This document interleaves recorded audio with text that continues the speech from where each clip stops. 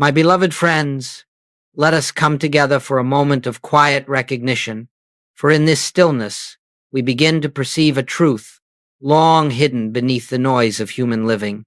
Every one of us, at some hour of the day or night, has felt anxiety rise like a sudden storm, uninvited, unexplainable, overwhelming. We have believed, perhaps for years, that this anxiety comes from circumstances, from the pressures of the world, from conditions that appear to threaten our safety, our security, our future. And because we believe anxiety comes from the outer world, we have tried ceaselessly to correct the outer world in order to find peace. We have tried to arrange people, to manipulate events, to demand certainty from a life that can never deliver certainty on the material level. But I say to you, anxiety does not come from the world. It does not come from conditions. It does not come from the body, from the mind, from finances, or from relationships. Anxiety arises only when we are living from the material sense of life, forgetting the presence that lives its own life within us. Anxiety is the shadow that appears when we turn away from our spiritual identity, when we look out into the world for that which can only be found within our own consciousness. And so, my friends, you may notice that when you are caught up in worry, in fear, in panic, what has happened is not that the world has suddenly become dangerous. It is that you have momentarily stepped out of the awareness of the kingdom that has always been within you. The kingdom of heaven is not a place to which you will go someday. It is not a reward. It is not a future condition, and it is not a distant promise. It is a living reality, fully present at the center of your being, awaiting only your recognition. And when the mind grows still enough to sense even a trace of this presence, fear begins to dissolve, not because circumstances have changed, but because you have touched the deeper truth that circumstances cannot touch. Anxiety is not a force, it is a forgetting.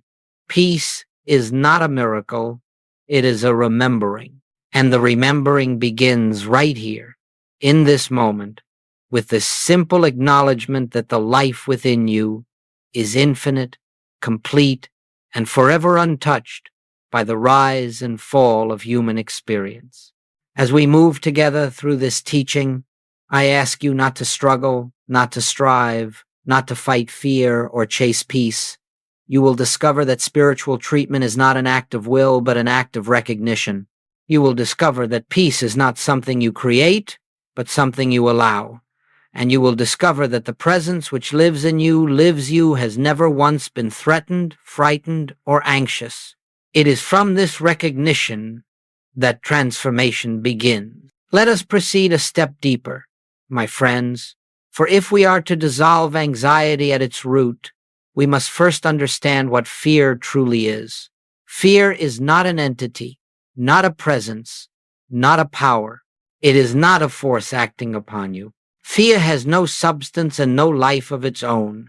Fear exists only as a product of the material sense of life, the belief that we are separate beings, living in a world of fluctuating conditions, dependent upon outer forms for our well-being.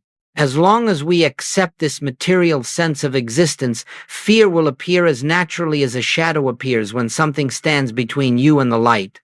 And so, when fear arises, it is not announcing danger. It is announcing that the mind has turned toward appearances, toward effects, toward the temporary, the insecure, the ever-changing. Fear arises only when we accept the testimony of the senses as the final word. The senses tell us, there is not enough. You are not safe. You are alone. Something terrible is coming. And because we hear this through the material consciousness, it feels immediate, it feels real. Yet this experience has nothing to do with the reality of your being. The material sense sees only the outer picture, the diminishing bank account, the diagnosis, the failing relationship, the uncertain future. It sees only forms, never cause, effects, never source. And because it sees only effects, it lives in constant tension. What if the effect changes? What if the form disappears? What if the supply ends? This is the world of the senses, always unstable, always shifting, and therefore always capable of producing fear in those who trust it. But spiritual consciousness sees something entirely different. Spiritual consciousness understands that you are not dependent upon circumstances. You are not sustained by the body, by the world, by finances, by people, or by events. You are sustained by the infinite one that lives as the very core of your being. Fear cannot touch this inner reality because this reality is not subject to change, decay, lack, or threat. Fear can only touch the image you hold of yourself when you imagine you are separate from your source. So you see, the nature of fear is illusion, the illusion that your life is lived from the outside in rather than from the inside out, the illusion that your safety lies in material conditions rather than in the presence that animates your very existence, the illusion that you are a finite being dependent upon the whims of the world. Once this is understood, you stop fighting fear. You stop wrestling with anxiety. You stop trying to escape the world or control it. For fear is not something to conquer. It is something to see through. Fear dissolves the moment you realize it was based on a misunderstanding of who you are. Fear fades as you shift from the material sense of life to the spiritual sense of life, from outer dependence to inner recognition, from the noise of the senses to the stillness of the kingdom within. This is the beginning of liberation, the understanding that fear has no power except the power we give it through misidentification. When you return to the truth of your being, fear loses its foundation, its meaning, its reality, and you begin to live not as a frightened creature of circumstance, but as an expression of the infinite presence that knows no fear at all. Now, my beloved friends, having seen that fear arises only when we are living from the material sense of existence, let us take the next step, the first true step out of fear and into freedom. It is the step of recognition. Recognition of what? Recognition of the kingdom within you. The spiritual reality that has never been touched by fear, never been weakened by circumstances, never been threatened by the conditions of the world. This inner kingdom is not something you must build, create, or develop. It is not the result of years of study or discipline. The kingdom is already complete within you, already present, already functioning, already whole. You are not asked to create perfection. You are asked only to recognize the perfection that has always been your true nature.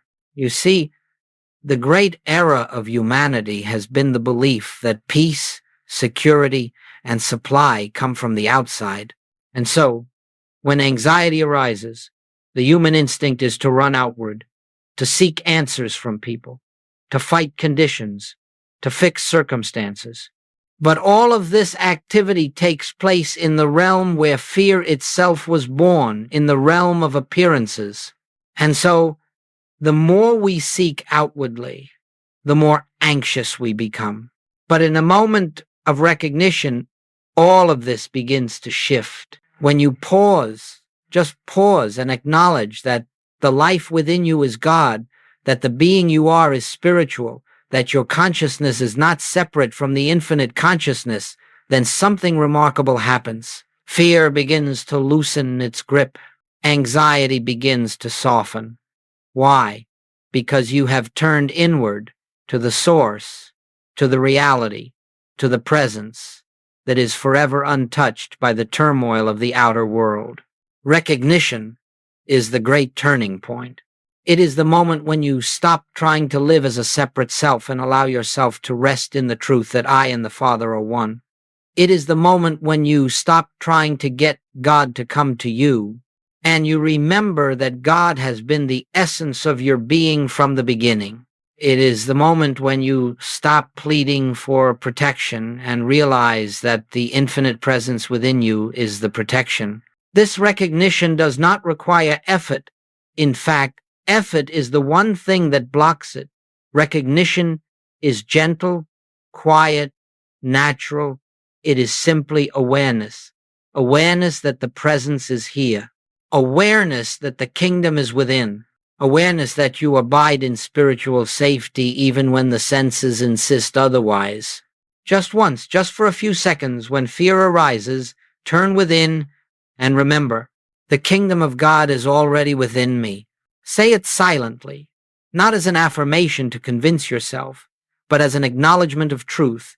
In that instant, you will feel even the faintest movement of peace. You may not feel it fully at first. Perhaps it is a whisper, a softening, a slight shift. But that whisper is the beginning of freedom. That softening is the dawn of spiritual transformation. And as you continue this recognition day after day, moment after moment, something within you awakens. You begin to sense the presence. You begin to feel the depth of your own being. You begin to rest in the truth that you are not a fearful creature of the dust, but a spiritual being living from the infinite. This is the first shift from the outer to the inner, from fear to recognition, from the material sense of life to the spiritual sense. And once this shift begins, even gently, even imperfectly, it cannot be reversed. For the kingdom within you has been waiting only for your acknowledgement, and the moment you recognize it, even briefly, it begins to unfold its peace, its assurance, its security into your experience. Now, my friends, having understood that fear arises from the material sense of life and that peace dawns through recognition of the inner kingdom, let us begin with the first of our practical movements, simple, gentle, but profoundly effective. This is what I will call the instant shift from panic to presence. It is not a technique in the ordinary sense of the word. It is a spiritual turning, a remembering, a return to your own true identity.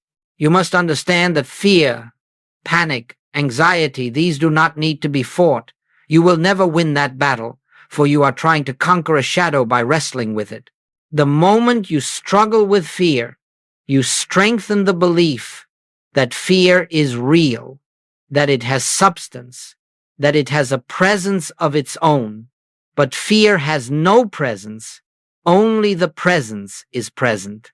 Only God is presence. Only spirit is presence. Fear is the absence of recognition. And so, when fear rises suddenly, as it often does, what is required is not effort, not prayer in the sense of asking, not resistance, not analysis, but a shift of awareness, a turning from the outer report to the inner reality, a brief, quiet pause in which you remember, the presence is here. I am not alone. I am not separate. I am not subject to this appearance. The kingdom of God is within me. This turning can take place in just a few seconds. It does not require a sacred space or a long meditation. It requires willingness, a willingness to stop feeding the appearance and turn toward the reality. Even in the midst of panic, even when the mind feels as though it is spinning in 1,000 directions, there is always a tiny opening, just a breath's width, in which you can pause and remember. Let me show you how simple this is. Suppose fear rises in your chest. The breath tightens. The mind begins to race toward catastrophe. In that moment, do not try to fix the fear. Do not try to force calmness.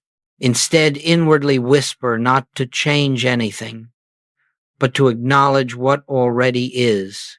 In this moment, I rest in the presence that lives me.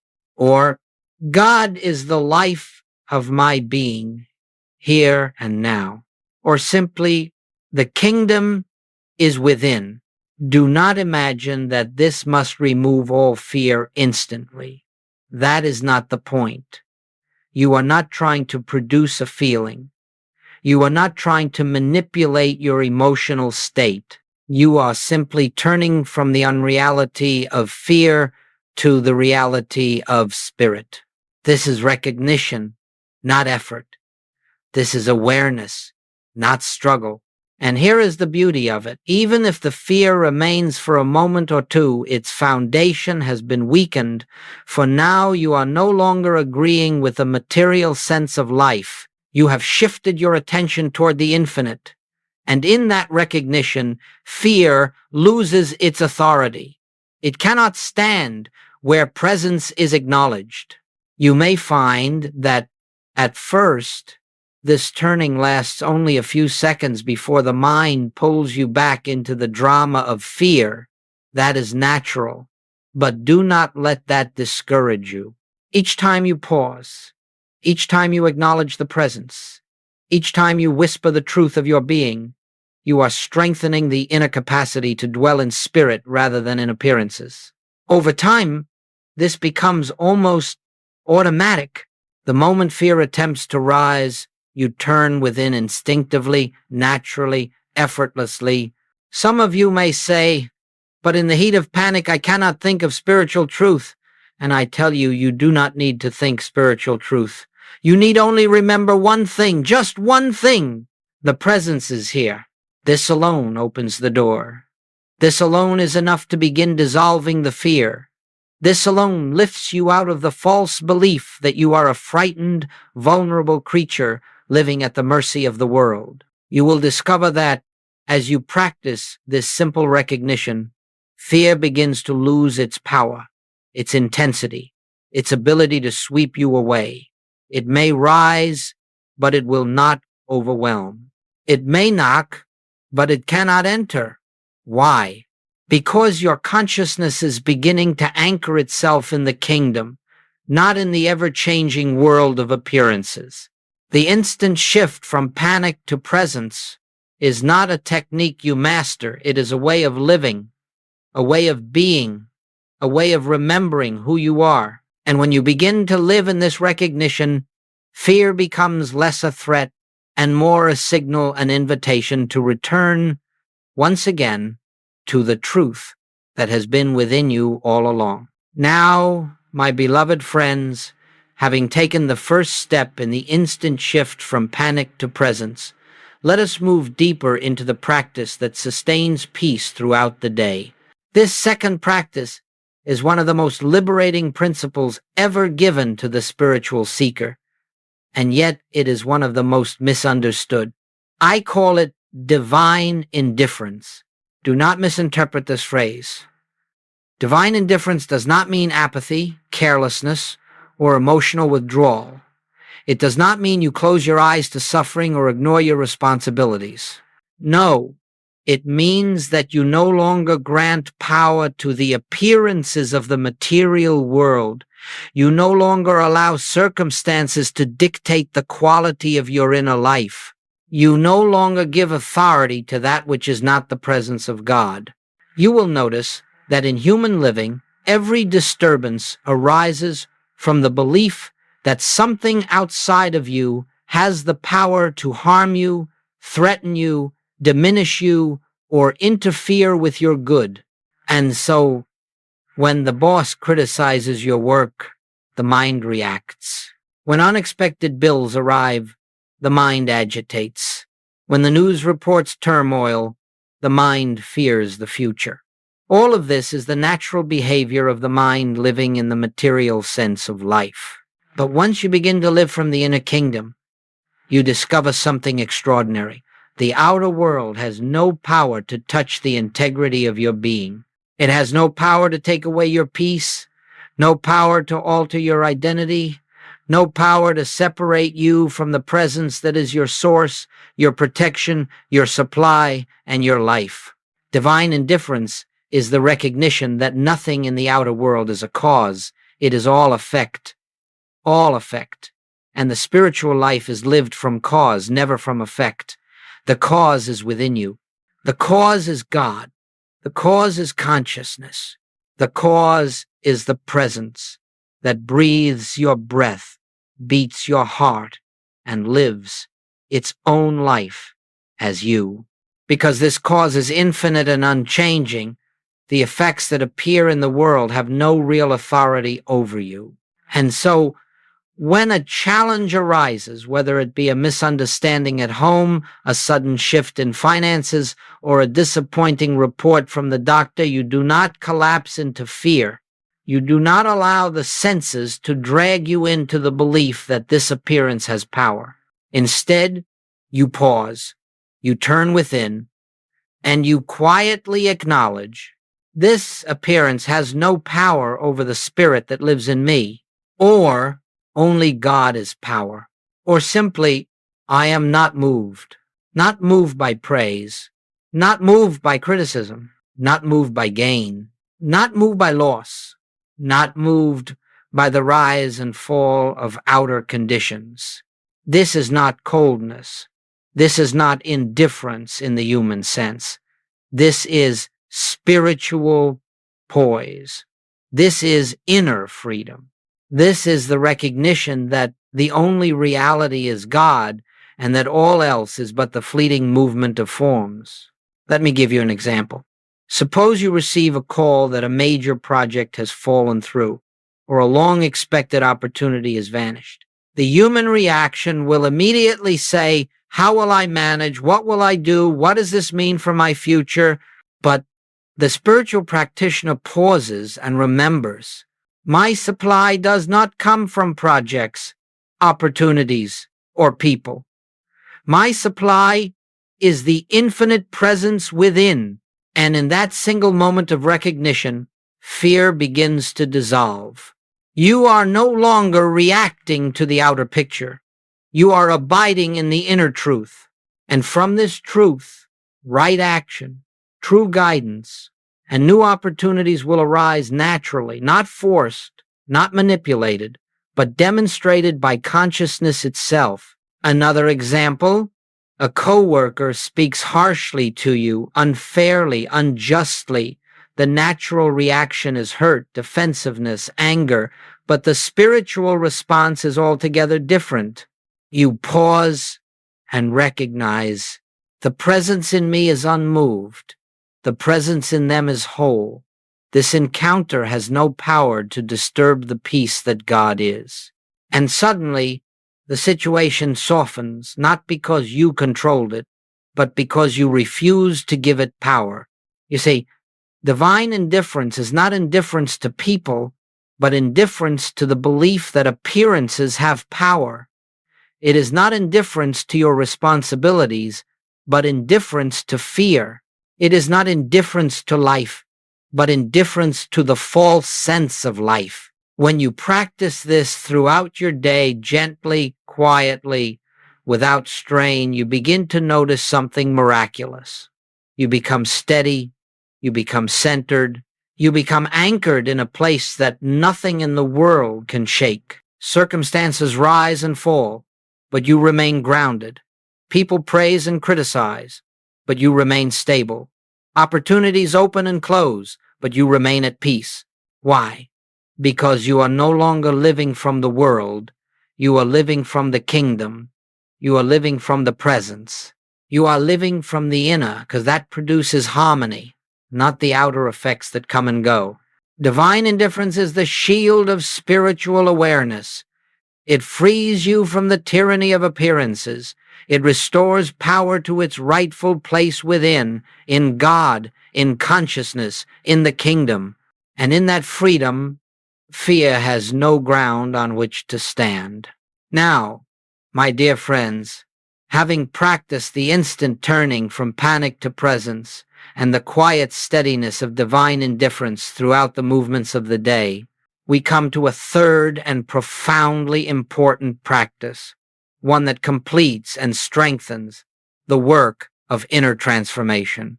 This is what I call the evening recollection from kingdom consciousness, a gentle review not of your actions, but of your awareness. This practice is not introspection, it is not self-criticism, It is not a moral inventory. It is not an attempt to correct yourself. No, this practice is recognition, pure and simple. It is the opportunity to quietly acknowledge where, throughout your day, you remembered the presence and where you forgot. Each evening, perhaps before sleep or in a quiet moment after the day's activities have settled, sit comfortably, without strain, without agenda, and allow the events of your day to rise gently in your awareness, not in detail, not in analysis, but in a soft, spacious recollection. Let the day come to you. Let the memories arise naturally. Let them pass before your inner sight as clouds drift across the sky. As each moment arises, simply observe. Here, I remembered the presence. Here, I forgot. That is all. No correction, no condemnation, no attempt to change the past, just recognition. If you recall a moment when panic rose and your first instinct was fear, note it. There, I was living from the material sense of life, not as a failure, never as a failure, but as a simple observation. If you remember a moment when you paused, even briefly, even imperfectly, and acknowledged the kingdom within you, note that too. There, the presence was recognized. If you recall a conversation in which you reacted sharply or took offense, simply acknowledge, there, I believed the appearance. If you recall a challenge that met you during the day and found yourself responding with calmness, stability, or compassion, then recognize there divine indifference was practiced, and I remained unmoved. This evening recollection is a mirror, not a mirror of the ego, but a mirror of consciousness.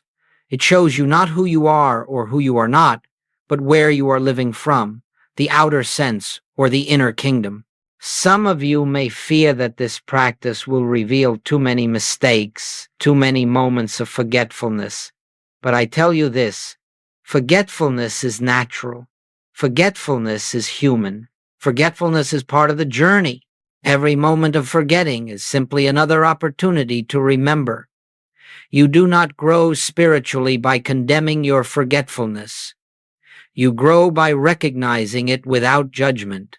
In fact, the simple act of recognition, without guilt, without shame, without resistance, is what loosens the grip of the material sense and opens the way for the kingdom consciousness to expand within you. As you continue this practice night after night, something beautiful begins to unfold. You begin to notice that the moments of remembrance grow more frequent, the moments of panic lessen, the reactions soften, the sense of being carried, guided, supported from within grows stronger. You begin to feel a continuity of presence, not in dramatic revelations, but in subtle, steady awakenings. Even the memories themselves begin to change. You stop seeing your day as a series of problems and tasks, and instead you begin to see each moment as part of your spiritual unfolding, each event, each conversation, each challenge serving as a doorway through which the presence can reveal itself. Do you see, my friends? This evening recollection is not about reviewing your behavior. It is about recognizing the movement of consciousness within your day. It is about discovering how often the kingdom knocked at the door of your awareness, and how often you open to it even for a second. And as you continue this gentle practice, you begin to awaken in the night with peace instead of fear. You begin to rise in the morning with a sense of inner expectancy instead of anxiety. You begin to feel the presence not only in prayer or meditation, but in the ordinary actions of daily life. The kingdom becomes not an idea, but a living reality, something you can sense, rest in, trust. This evening recollection strengthens every other practice. It deepens the instant shift from panic to presence. It reinforces divine indifference. it builds spiritual maturity. And over time, it creates a continuity of awareness in which fear finds less and less ground to stand upon. Remember always, you are not reviewing the day to judge yourself, but to recognize the truth that the presence was with you in every moment, whether you remembered or not. And that recognition, repeated gently over weeks and months, becomes the foundation of a life lived increasingly from the kingdom within. Now, my beloved friends, before we continue further on this sacred path, let us pause and speak honestly, compassionately, and without illusion about something every sincere seeker encounters. Why does anxiety still persist, even after we have turned within, practiced recognition, embraced divine indifference, and recalled the presence during the day? Some of you, hearing these teachings, practicing them with devotion and sincerity, may say, "Joel, I understand the truth. I feel the presence at times. I recognize the kingdom within me. And yet, there are days when anxiety still rises. There are nights when fear still grips me. There are moments when the world seems louder than the silence within." My friends, this is not failure. This is not spiritual immaturity. This is not evidence that the truth is not working. This is simply the nature of spiritual unfolding. Consciousness does not transform in one dramatic leap. It unfolds gently, gradually, steadily, like the dawn that begins with the faintest whisper of light before the fullness of the morning appears. Let us look at these challenges openly. 1. Anxiety persists because old conditioning is deep. For many years, perhaps decades, you have been taught to live from the material sense of life. You were taught to worry about the future, to protect yourself from the world, to strive, to fear, to anticipate danger. These patterns do not disappear in a week of spiritual practice, but every moment of remembrance weakens them. Every recognition dissolves a layer. Every pause loosens the old habits. You are not undoing fear. You are awakening to a reality in which fear has no place. 2. Anxiety persists because recognition is new. You have only begun to recognize the presence within you. At first, this recognition may come in flashes, soft, momentary openings before the mind pulls you back into the familiar patterns of worry. Do not be discouraged by this. The mind returns to what it knows, and it knows the world far better than it knows the kingdom. But the kingdom is patient, the presence is gentle, and with consistent practice, the mind begins to soften, to listen, to yield. What was once a fleeting moment becomes a longer moment. What was once a whisper becomes a living awareness. 3. Anxiety persists because the mind expects instant results. The human mind believes that truth should immediately change outer conditions. It expects a spiritual practice to remove all discomfort, eliminate all obstacles, and produce instant healing. But spiritual development is not the manipulation of the outer world. It is the unfolding of inner awareness. Sometimes circumstances change quickly. Sometimes they do not. But what always changes when you stay in the practice is you. And when you change, your experience of the world changes. Fear loses its authority, even if the outer picture remains the same for a season. 4. Anxiety persists because spiritual maturity requires contrast. There will be moments when fear arises strongly, not because you are failing, but because your consciousness is being invited to rise higher. These moments become opportunities, openings, doorways through which the deeper truth can reveal itself. Without the contrast, you might never turn within. Without the discomfort, you might never seek the kingdom. Without the challenge, you might never discover the vastness of the presence that holds you. Do not despise your moments of fear. They are the catalysts of awakening.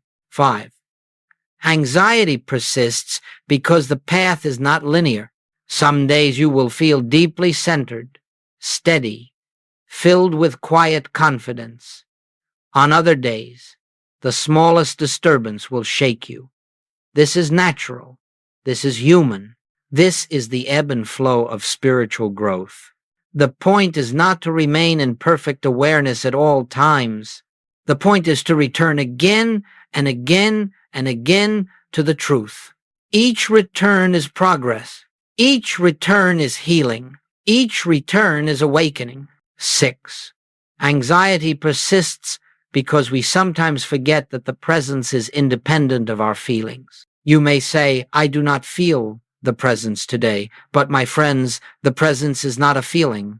Feelings fluctuate, but the presence is steady, unmoving, eternal. Your emotions may worry, tremble, fluctuate, but the life that is living you does not tremble. It does not worry. It does not fluctuate. It is complete. You do not practice to create the presence. You practice to recognize the presence that is already there, already here, already now. So, beloved friends, these challenges are not obstacles on your path. They are the path. These moments of fear, doubt, or forgetfulness are not evidence that you are failing. They are evidence that you are awakening. For if the kingdom were not calling you, you would not care. If the presence were not drawing you inward, you would not notice the contrast between fear and peace. The very fact that you are aware of your anxiety, aware of your longing for peace, aware of the need to turn within, this is the sign of spiritual progress. This is the blossoming of consciousness. This is the unfolding of the kingdom. And as you continue gently, patiently, without pressure or hurry, the presence will reveal itself more steadily, more deeply, more continuously, until the day comes when you realize that fear has lost its authority not because you conquered it, but because you outgrew it. Now, beloved friends, having walked through the practices that anchor you in the inner kingdom and having honestly acknowledged the challenges that arise along the path, let us lift our vision to the horizon and behold what unfolds when you continue faithfully and gently in this way of recognition. For spiritual growth is not measured by dramatic events, nor by sudden changes, nor by emotional highs. It is measured by the gradual transformation of consciousness, and that transformation reveals itself quietly, subtly, beautifully, over time. At first, the shift may seem small, a moment of peace in the midst of tension, a softening of fear where once there was panic, a clearer sense that you are not alone, not vulnerable, not separate. These moments may feel like flickers, but they are heralds of a deeper awakening. For the presence does not shout, does not force, does not overwhelm. It whispers. It unfolds. It reveals itself gently to the consciousness prepared to receive it. Then, as days turn into weeks, and weeks into months, you begin to notice a new steadiness in your being. You move through situations that once stirred you into anxiety with a quietness that surprises even you. Something within you remains grounded while the world around you rises and falls. You respond instead of react. You listen instead of panic. You see through appearances instead of being controlled by them. This is not the result of willpower. It is the fruit of awareness. You begin to discover that peace is not something you must achieve. It is something that is always here, waiting to be recognized. The outer world may not change immediately, but your relationship with it changes. And because your relationship with the world changes, the world itself begins to change in response. You find that problems are resolved with greater ease. Opportunities appear in surprising ways. Guidance comes when needed without strain. without pressure, without frantic searching. You begin to trust the invisible activity of the presence more than the visible conditions of the world. Your relationships begin to transform. You no longer seek from others what only God can give. You stop demanding, fearing, controlling, or clinging. Instead, you begin to see the presence in them as well. And as you see the presence in them, something in them awakens in response, sometimes subtly, sometimes profoundly. Harmony emerges not because you forced it, but because you recognize the spiritual reality underlying the relationship. Financially, you may begin noticing a quiet confidence replacing old fears of lack or insecurity. You realize that supply does not come from jobs, markets, or people. Supply comes from consciousness. And so, instead of chasing money or fearing its absence, you begin to rest in the assurance that the source within you is infinite, steady, ever-present. From this assurance, right action flows naturally. Opportunities arise. Solutions present themselves. The outer form begins to reflect the inner recognition. Health also begins to be understood differently. Instead of fearing the body or identifying with its conditions, you begin to realize that your true life is the life of God. The body may still experience symptoms from time to time, for it is part of the human scene, but you discover that your peace does not depend on the body's condition. You care for the body wisely, but you do not fear for it. And this freedom from fear opens channels of healing that anxiety once blocked. But perhaps the greatest transformation is this. You begin to live with a deep, unshakable sense of being carried by the presence, carried by the unseen activity of the infinite, carried by a love that cannot fail, cannot fade, cannot abandon. You do not feel this constantly at first, and that is all right, but gradually you notice that you are no longer moving through life alone, struggling, pushing, striving. Instead, you feel as though you are moving with something, supported by something, guided by something, and that something is nothing other than the presence within you experienced not as an idea, but as a living reality.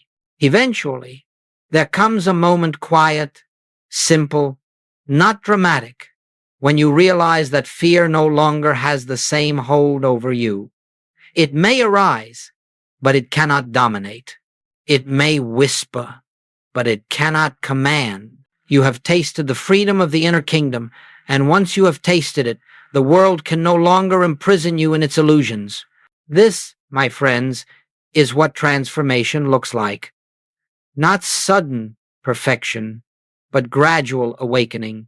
Not the absence of challenges, but the presence of an inner stability that cannot be shaken. Not the elimination of the human experience, but the recognition that your true life is spiritual, eternal, invulnerable, and as this awareness deepens, you begin to realize something profound. You are not becoming something new. You are remembering what you have always been. The glory was always within you. The kingdom was always present. The presence was always yourself. Now you are learning to live from it, walk with it, trust it, and let it express through you. This is the true healing of anxiety, not the removal of fear, but the dawning of truth. And now, my beloved friends, as we bring this time of sharing to a close, let us gather all that has been revealed into one simple, living understanding. The kingdom of heaven is within you, here and now, awaiting your recognition. This truth is not something you must strive toward. It is not a distant goal. It is not a reward for spiritual achievement. It is the very reality of your being ever present, ever complete, ever available. All that we have spoken today, every practice, every insight, every moment of stillness is given for one purpose, to bring your awareness back to the inner presence that has never left you. Anxiety fades not because life becomes perfect, but because you awaken to a presence that is perfect regardless of life's appearances. Let this, then, be your daily remembrance. In the morning, before the world demands your attention, pause for a moment, not in effort, not in strain, but in quiet acknowledgement. The presence within me goes before me this day. No matter what comes, you begin anchored in reality. Throughout the day, as challenges arise, as thoughts pull you outward, as the senses tempt you with fear, pause for just one breath and quietly recognize only God is power, only the presence is real. This is divine indifference, not refusing to care, but refusing to bow to appearances. In the evening, when the day is behind you, return once more to the inner sanctuary and gently review, not to judge, not to correct, but to recognize. Here I remembered, here I forgot, here the presence carried me. Each recognition strengthens you for the next day's unfolding. And now, let me leave you with this assurance, as simple as it is profound. You are not on this path alone. You are not asked to succeed through willpower. You are not required to maintain perfect awareness. You are invited gently, patiently, lovingly to return again and again to the inner truth of your being. Every return is progress. Every recognition is healing. Every moment of remembrance is a step deeper into the kingdom. Do not measure your growth by feelings. Do not measure your progress by circumstances. Do not measure your awakening by the absence of fear. Measure it only by this. Am I returning to the presence more often than before? If the answer is yes, even faintly yes, then the kingdom is already unfolding within you. For the presence that lives you has never once failed. It has never once abandoned you. It has never once been absent. And as you continue in this quiet recognition day after day, you will discover a peace that the world cannot give and cannot take away. You will discover that the fear which once seemed so powerful dissolves before the light of awareness. And you will discover that the kingdom of heaven, the living Christ, the infinite presence, was never far, never hidden, never withheld. It was always here, within you, as your very life. And now, my friends, you know how to turn toward it.